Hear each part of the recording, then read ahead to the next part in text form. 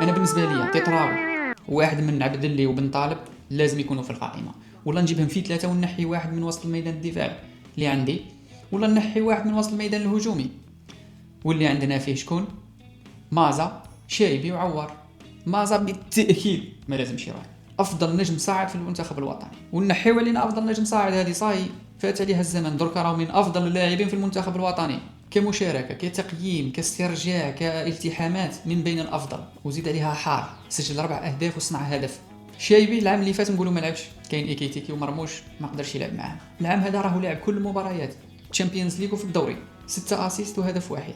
بصح انا ما فهمتش حاجه، اداء كارثي قليل وين يدي تنقيط فوق 6.5. علاه؟ استرجاع ضعيف بزاف ونسبه التمرير ثاني طايحه، وبالتالي التنقيط تاعو العام على الموسم ولا من بدايه الموسم لحد الساعه 6.7 برك. عوار كذلك لعب 12 ماتش برك، سجل 4 وصنع هدف واحد. كاداء بالنسبه للعام اللي فات ما هو يقدم ولا جديد للفريق تاعو، وبالتالي علامه استفهام اخرى. انا يا عوار يا شايبي واحد فيهم ما نجيبوش. وزيد عندنا قبال اللي قادر يلعب خلف المهاجمين بامتياز، شلم ما عيطش لهنا ما عيطش البوعناني.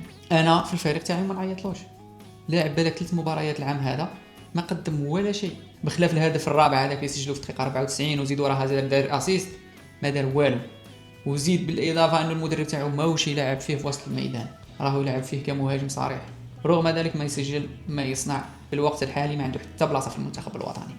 كهجوم حبيبنا بيتكوفيتش جاب لنا 4 لي سترايكرز، بونجح، بركان، عموره وبقرار. تقول رايحين نروحوا ما نلعبوش 90 دقيقه 90 دقيقه، نوصلوا نحطوا لي بالون على الديزويت ونتيريو، هذا ما كان. كي نحسبوا الاداء مع المنتخب الوطني عندك عموره هو الافضل، عنده 14 مساهمه 11 هدف و3 اسيست، ولاعب اكثر من الاخرين كامل 1500 دقيقه، مسجل في الدوري هذا العام 6 اهداف فقط. وشنو حبس؟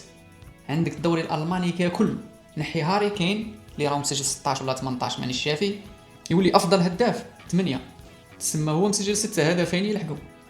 هذه اني معك فيها، ولكن انا كلاعب عمورة صراحه رغم الاداء الخرافي اللي راه يقدم فيه مع المنتخب الوطني نعيبوا فيه بزاف حوايج، سوء التمركز، سوء اتخاذ القرار، يضيع بزاف امام المرمى، بالاضافه انه من بين اللاعبين اللي ما تطورش من اليوم الاول اللي عرفتو فيه. نفس اللعب يعتمد على السرعه، وقدم واحده اللي هي اليمنى 100%، الجهه القدم اليسرى صفر، ما يلعبش بها خلاص. الدوري الجزائري نقول لك اوكي بصح تروح تحترف 5 ولا 6 سنين وتعتبر لاعب محترف ورجلك اليسرى مازال ما تعرفش تقيس بها البالون. محرز كي كان مع ليستر كان ما يلعبش باليمنى، ولكن مع الوقت درك نشوفوا باللي يسدد بها وعنده بزاف اهداف بها.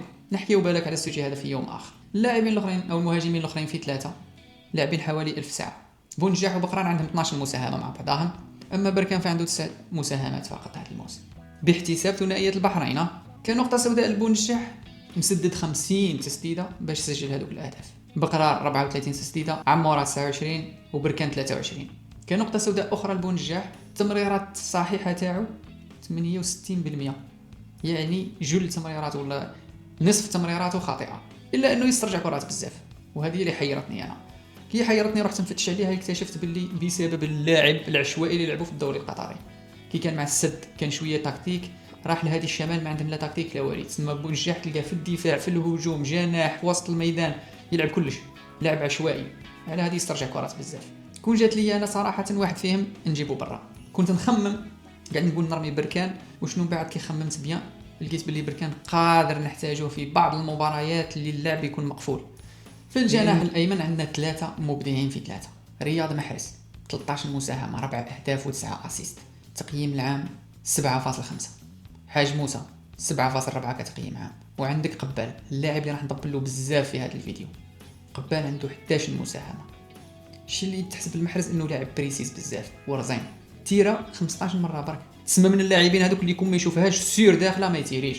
في الجهه المقابله عندك حاج موسى وقبال، واحد تيرا 33 والاخر تيرا 38 مره. بالك اسوأ حاجه في حاج موسى انه يراوغ بزاف، سيء في اتخاذ القرارات ويراوغ بزاف، والمراوغات تاعو دائما في منطقه ميته ما توصل حتى بلاصه. بار كونتر قبال كذلك يراوغ بزاف، وشنو المراوغات تاعو دائما تجيب نتيجه توصل بها للمرمى، يا يخرج صاحبه فاصافاس يا يخرج هو فاصافاس، ولكن تبقى انه في 3 ما نقدرش نستغنى عليهم ولازم يكونوا في القائمه، حتى ولو كان نهز واحد ونبدلو بلاصه. في الجناح الايسر جاب لنا لاعب فقط ما عنده حتى خبره، يضيع بزاف وما يعرف يصنع الفرص، واللي هو بولبينا. اوكي عندك بلايلي مصاب، عندك بن رحمه ماهوش في المستوى وما يسهلش يكون مع الفريق الوطني، لازم تلقى حل. ما فهمتش انا الخطه اللي راك حاب تلعب بها. اسكو حاب تلعب غير بزوج في الهجوم، ولا تلعب غير بواحد في الهجوم، ولا بالك زعما حاب تلعب عمورة جناح ايسر؟ عمورة يلعب لك وين ما تحطو، ولكن دير في حسابك بلي عمورة يعتمد على السرعه، ماهوش لاعب مهاري ويلعب برجل واحده فقط واللي هي الرجل اليمنى. وحنا على بالنا بلي الجناح لازم يكون لاعب مهاري بامتياز وعنده مراوغات، ماشي برك يجري وخلاص. تاكد انه هذه الجهه راح تكون نقطه سوداء في كاس افريقيا بالنسبه للمنتخب الوطني، ربي يستر. في القاطره الاماميه انا عندي لاعب واحد راهو مهبلني مؤخرا واللي هو قبال، 7.64 كتنقيط عام. من حيث التنقيط هو ثالث افضل لاعب في الدوري الفرنسي. شكون قبله؟ فيتينيا واللي هو مبدع في خط الوسط، وغرينوود اللي مدي اكثر منه ب 0.01 فقط. وعلاش؟ خاطرش ماركي 11 هدف. بالاضافه فيتينيا يلعب مع البي اس جي، غرينوود يلعب مع مارسيل واللي هما يعني فرق المقدمه، واحده مكلاسي الثانيه وواحده مكلاسي الثالثه. وحبيبنا قبال مسكينه يلعب على الهبوط، اف سي باري مكلاسي 14. اصلا يعني في حقيقه انا ما فهمتش حاجه. انا رحت شفت احصائيات تاعو، علاش ما عيطنالوش من قبل؟ حنا دائما نعيطوا اللاعبين من ليغ 2، علاش هو ما عيطنالوش؟ ما فهمتش.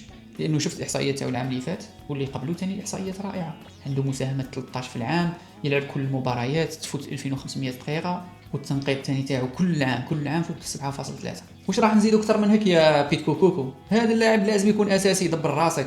وزيد عليها تحب تلعبو جانح، تحب تلعبو وسط ميدان هجومي، تحب تلعبو صانع العاب، يلعب عنده رؤيه في الملعب مش نورمال. لازم الا ما تفرجتلوش ما تروحش تفرج في اليوتيوب لقطات قبال، ولا روح تفرج له مباراه كامله. شوفوا وين يوقف، شوفوا كيفاش يتحرك، شوفوا لمن يباسي، شوفوا كيفاش يباسي وكيفاش يتيري، شوفوا كيفاش يدريبلي وكيفاش يباسي. هاد الحوايج كامل لازم تشوفهم. كيما وعدت تكمل في الاخر نعطيك التشكيله اللي في خاطري، ربما ماهيش هي الافضل ولكن في خاطري. اعطينا رايك انت، واش من تشكيله تعجبتك؟ شكون هو اللي لازم نحيوه وشكون اللي نزيدوه اذا تختلف معايا في الراي بطبيعه الحال. في حراسه المرمى قلت لك عندنا هذوك هما زوج محترفين اللي كاينين بالاضافه لواحد محلي ما نتوشيش فيهم، بالغالي لا غبار عليه. باقي ايت نوري الله اعلم، خليوه ربما. عطال شطب، دورفان يقعد، حجان بكل تأكيد، بعيد باقي، شرقي الله أعلم أنا نخليه ولكن راه مصاب مش كي راح يلعب حتى دقيقة يعني. ماندي باينة ما تهدرش، توغاي شطب. شكون نزيد عبادة شئت أم أبيت. أنا أخويا إنسان نفرح كي نشوف لاعب محلي يبدع ولا لاعب خارج من البطولة الجزائرية. الله ما هكا نفسيا كي نشوف بن سبعيني هكا على بالي بن سبعيني وما عندي في زوج، بصح كتبان لي بن سبعيني حاجه فور لانه شغل خرج من البطوله الوطنيه، شغل الانجاز ديجا اكثر من الاخر، مفخره يعني تكوين المدرسه الجزائريه. في وسط الميدان بن ناصر يقعد، زروقي بكل تاكيد لا غنى عليه، زرقان يقعد بحكم المنافسه، مازا بكل تاكيد. شكون نزيد عليهم انا؟ نزيد عليهم عبد اللي، بن طالب، وكذلك تطراوي بكل فخر وبكل تاكيد. في الهجوم عندك عمورة ما عندناش افضل منه، قبال باينه، محرز بكل تاكيد، حاج موسى لا غبار عليه، بولبينا مرحبا اذا لعب، بقرار نخليوه نشوفوه، بونجاح عنصر الخبره، وبركان كذلك ربما نحتاجوه في مباريات مقفوله لانه كلاعب بوكس تو بوكس لاعب رائع. تسمى لازم تعطيله الكره ديريكت عنده ويحطها في المرمى، ماهوش من اللاعبين اللي يزيد فيها.